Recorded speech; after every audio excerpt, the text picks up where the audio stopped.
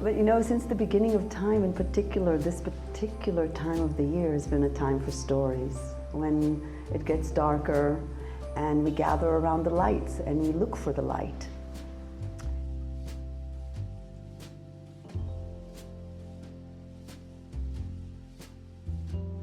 And it is said that during that time in Albany, New York, there lived a very famous baker. His name was Van Amsterdam. One of his own cookies is St. Nicholas cookies, and he looked up and instead of St. Nicholas, he saw the face of that old woman.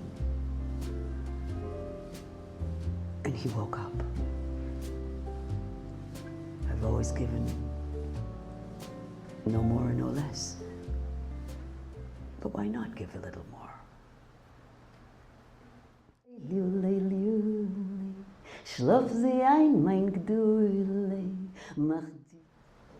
Well, when Shosha heard that her Hanukkah Jam is gone, she burst out crying. And that made Gatesel start crying too, but not from sadness, from joy, for he will live. And all that crying woke the baby, which started to scream, and that brought the neighbors. And when they heard the story, why, soon a neighbor came with a pot of jam and another with a bottle of cider. And with Shosha's delicious potato latkes, why, I believe they had a very happy Hanukkah after all. The best part about that house was the tree. There was an ancient banyan tree in the back. And he loved hanging out on that tree with his cousins. They would spend hours. And he was just about to run and climb the tree with his cousins when his father said, "Bilal, come, time to answer your question." "What question? Come." And Bilal couldn't believe it. His father stopped in front of the only door in that house that was ever locked. It was the attic. It was dark and musty there, a few rays of sunlight through the slits of the wooden shutters. His father turned the light bulb. He could see his grandfather's musket and helmet from the World War. And there was a big trunk there that his father now opened. And out of it he took a big leather-bound book. And he said, "Bilal, this is our Bahi, the book of our family's history. Now I want you to open it and look inside. Be careful, it's very old." And so he opened it. And then he could see that there was a page with some names. And he could recognize his name, Bilal Ahmed Said, next to his sister Sarah, his brother Jamal. "Hey, Baba, that's us, our family." "Yes," his father said, "that's us, our family. Keep looking." And so he kept turning the pages.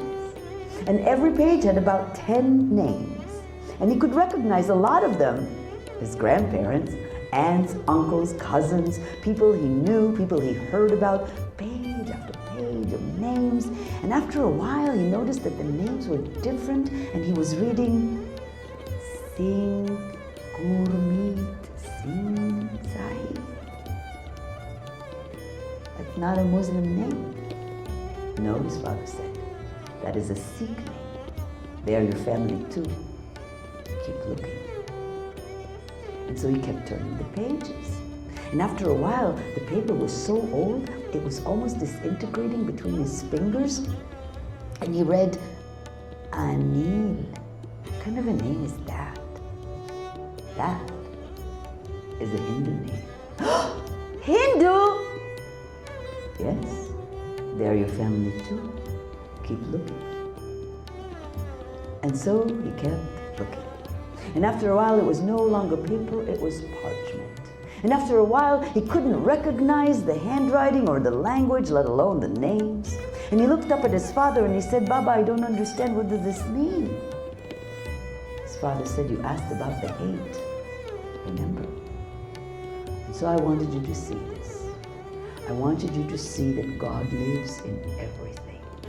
And don't you ever let anyone tell you to hate another. Because you can see they're all here.